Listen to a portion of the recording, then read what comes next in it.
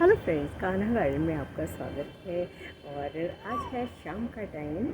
और शाम के टाइम में नॉर्मली मैं टेरेस पे सिर्फ वाटरिंग करने के लिए आती हूँ। और शाम को आज मैं करने वाली हूँ एक छोटा सा काम, एक रिपोर्टिंग करूँगी और आपको एक न्यू प्लांट दिखाने वाली हूँ। तो वो न्यू प्लांट है मेरे साथ, वो है एक चेरी का प्लांट। और आज इस प्लांट को ही हम लगाएंगे और इसके बारे में थोड़ी सी बातें करेंगे। तो चेरी का प्लांट मेरे ठीक सामने है। ये मेरा न्यूली परचेज प्लांट है और ये मुझे मिला है एक होलसेल नर्सरी से ही, जहाँ पे हमने रिसेंटली विज़िट किया था। और ये है वेस्ट इंडियन चेरी या बारबेडोस चेरी। एक नाम मालपेजिया मार्जिनाटा भी है, जो मैं शायद ठीक से नहीं बोल पा रही हूँ। तो कई सारे नामों से हम इसको बुलाते हैं, भाई मैं इसको नॉर्मल चेरी प्लांट ही बोलूँगी। तो कॉमनली हम इसे चेरी प्लांट ही कहते हैं। और इसको मैंने अपने एक होलसेल नर्सरी से पुणे से ही लिया है। तो ये प्लांट मुझे इस बैग में मिला है और इसको मैं एक बड़ा सा प्लांटर देने वाली हूँ। इसमें पहले कुछ और लगा था, तो उसको मैंने काफ़ी दिनों से खाली रखा हुआ था स्पॉट को। तो आज कुछ छोटे मोटे प्लांट लगे थे, वो मैंने इससे निकाल दिए और उसी की मिट्टी में कुछ और न्यूट्रिएंट्स ऐड करके मैं इस प्लांट को लगाने वाली हूँ। तो मैं क्या न्यूट्रिएंट्स ऐड करूँगी वो मैं आपको बताती हूँ। चेरी प्लांट एक ट्रॉपिकल फ्रूट प्लांट है, या इसको एक स्मॉल ट्री भी कह सकते हैं। तो इसको एक बड़ा प्लांटर देने के पीछे एक ही मेरा रीज़न है कि एक अच्छे से ये ट्री की तरह बढ़ेगा, स्मॉल ट्री की तरह मेरे गार्डन में ये लगा रहेगा। तो इसको आज मैं एक बड़ा वाला प्लांटर देने वाली हूँ। फ्रूट जो कि स्वाद में खट्टा होता है और काफ़ी इसकी न्यूट्रिशनल वैल्यू होती है। काफ़ी सारे विटामिन सी, विटामिन बी और भी बहुत सारी चीज़ें, मिनरल्स इसमें पाए जाते हैं। तो एक काफ़ी न्यूट्रिशनल वैल्यू वाला ये फ्रूट होता है चेरी। और इस प्लांट की काफ़ी मेडिसिनल वैल्यू भी है। तो ये प्लांट आप अपने गार्डन में ऐड कर सकते हैं और अपने किसी पास की नर्सरी से परचेज भी कर सकते हैं, जैसे कि मैंने किया है। लगी हुई चेरीज़ एक स्मॉल ट्री में काफ़ी सुंदर दिखाई देती हैं। तो समय समय पे मैं इस प्लांट को आपको दिखाती रहूँगी चेरी से। अगर ये लग जाता है तो देखने में काफ़ी सुंदर ये प्लांट लगने वाला है। चेरी प्लांट को लगाने के लिए एक बिगर पॉट तो चाहिए ही। आप चाहें तो थोड़े से छोटे प्लांटर में, एक 14 इंच तक के प्लांटर में इसको लगा सकते हैं, क्योंकि इसकी रूट्स जो होती हैं वो बहुत गहराई तक नहीं जाती हैं। तो तेज़ हवाओं से भी इनको बचाना पड़ता है। अक्सर तेज़ हवाओं में इन प्लांट को नुकसान होता है। फुल सन में रखने वाला प्लांट है, तो एक सनी एरिया का चुनाव मुझे भी करना है। आप अगर चेरी प्लांट लगाते हैं तो फुल सन में रखने वाली जगह पर ही इसको रखना है, जहाँ पर कि फुल सन आता हो, या एटलीस्ट 3-4 घंटे की धूप तो आती ही हो। और जब हम फुल सन में किसी प्लांट को रखते हैं तो फिर हमें नीड हो जाती है अच्छे से वाटरिंग करने की। तो वैसा ही इस प्लांट के साथ भी है, फुल सन में रखना है और अच्छे से वाटरिंग करनी है। इसको लगाने के लिए सैंडी सॉइल अच्छी रहती है। ये प्लांट सैंडी सॉइल में काफ़ी अच्छा ग्रो करता है। इस पॉट में जो कि मेरी पहले से ही मिट्टी पड़ी हुई थी, इसमें मैंने मिलाई है ये वर्मी कंपोस्ट और ये है बोन मील। तो इसको ही मैं इस प्लांटर में और ऐड कर दूंगी। इसी मिट्टी में मैं इसको मिक्स कर दूंगी थोड़ा सा गहराई से मिट्टी को मिलाते हुए। आप चाहें तो सारी मिट्टी को बाहर निकाल के अच्छे से कंपोस्ट भी मिक्स कर सकते हैं, पर ये अच्छा प्लांटर था मेरा, उसकी मिट्टी में ऑलरेडी कंपोस्ट काफ़ी मिली हुई थी। बस इसमें बोन मील नहीं था, तो बोन मील मुझे और ऐड करना था, पर मैंने थोड़ी सी कंपोस्ट भी और ऐड करना ठीक समझा, क्योंकि एक फ्रूट प्लांट है और मैं चाहती हूँ कि इसकी अच्छे से ग्रोथ हो। तो अच्छी एक सॉइल बनानी है। और जैसे मैंने पहले कहा कि थोड़ी सी इस सॉइल को बनाने के लिए मुझे ध्यान रखना है कि पॉट भी काफ़ी वेल ड्रेन्ड हो और इसमें से पानी पूरी तरह निकल जाए। अगर पॉट में पानी ठहर जाता है फ्रेंड्स, तो अक्सर प्लांट्स हमारे ख़राब होते हुए देखे जाते हैं।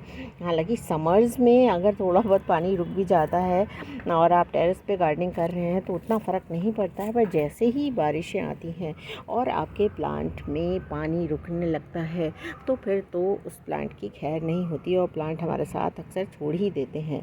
तो ये प्लांटर काफ़ी वेल ट्रेन्ड है और इसमें से पानी अच्छे से निकल रहा था क्योंकि इसमें पहले से भी मैंने एक प्लांट लगा रखा था।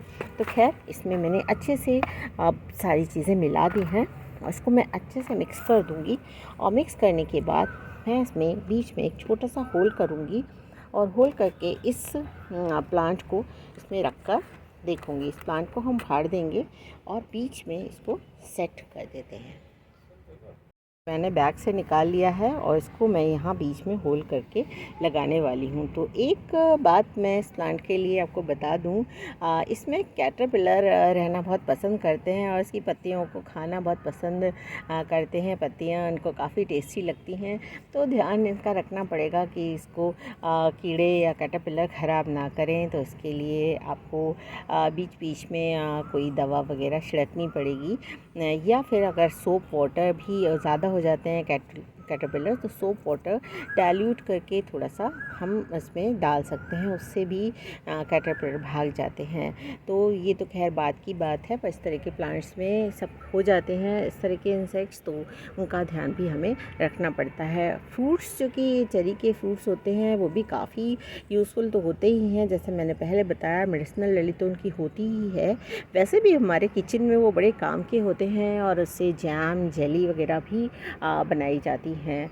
तो ये काफ़ी एक इंटरेस्टिंग प्लांट है जो कि काफ़ी मेडिसिनल वैल्यू वाला तो है ही, और इसके साथ साथ आपके किचन में भी बहुत काम आने वाला प्लांट है। इसको हेज की तरह भी लोग लगाते हैं क्योंकि स्मॉल ट्री है और हेज के रूप में लगाना भी काफ़ी पसंद किया जाता है। बट हमारा तो टेरेस गार्डन है और हेज की हमें कोई ज़रूरत नहीं है, तो हम तो एक प्लांटर में इसे नॉर्मल लगा रहे हैं।